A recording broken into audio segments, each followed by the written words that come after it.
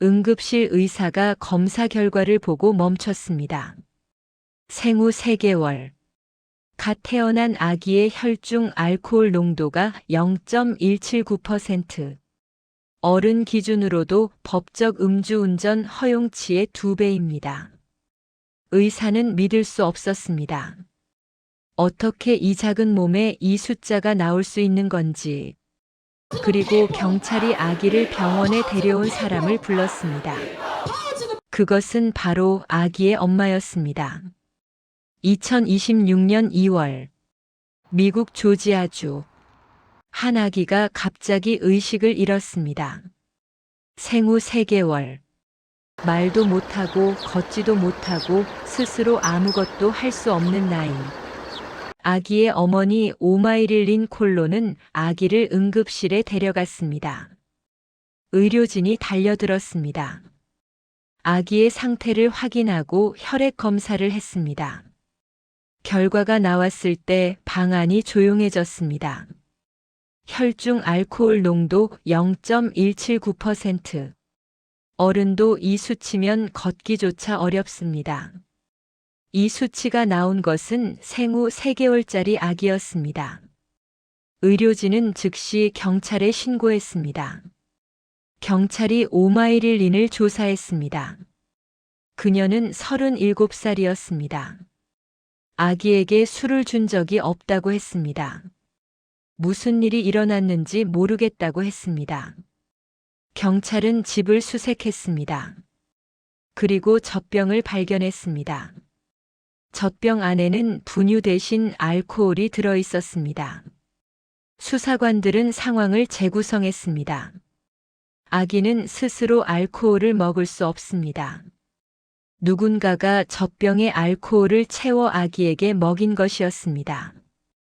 그 누군가는 아기 옆에 있었던 사람, 즉 어머니였습니다. 아기는 결국 사망했습니다. 법의학 검사관은 사망 원인이 알코올이라고 결론 내렸습니다. 오마이릴린 콜로는 살인 혐의와 아동학대 혐의로 체포되었습니다. 법원은 보석 없이 구금을 명령했습니다. 이 사건은 미국 전역에서 분노를 일으켰습니다. 생후 3개월. 가장 약하고 가장 작고 가장 보호가 필요한 존재.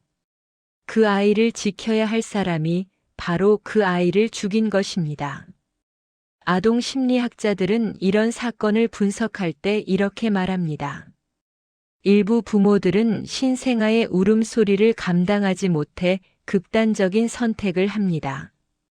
아이를 재우거나 조용하게 하려는 시도가 비극적인 결과를 낳습니다. 하지만 이런 설명도 이 사건 앞에서는 이해를 돕지 못합니다. 3개월짜리 아기는 말을 못합니다. 저항도 못합니다. 도움을 요청할 수도 없습니다. 세상에서 가장 무력한 존재입니다. 그래서 사회는 그런 아이들을 지키기 위한 법을 만들었고 그 법의 최후 보루는 결국 부모입니다. 그 보루가 무너졌을 때 사회는 그것을 용납하지 않습니다. 이 사건이 뉴스로 보도될 때 많은 사람들이 분노했습니다. 당연한 반응입니다. 하지만 분노 이후에 물어야 할 것들이 있습니다.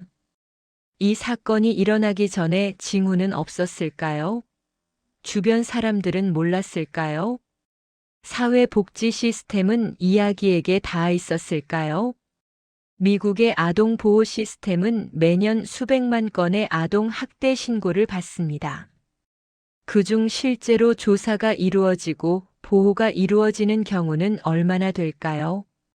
전 세계적으로 아동 학대의 가장 많은 가해자는 낯선 사람이 아닙니다. 가족입니다. 가장 가까운 사람이 가장 큰 위험이 되는 아이러니.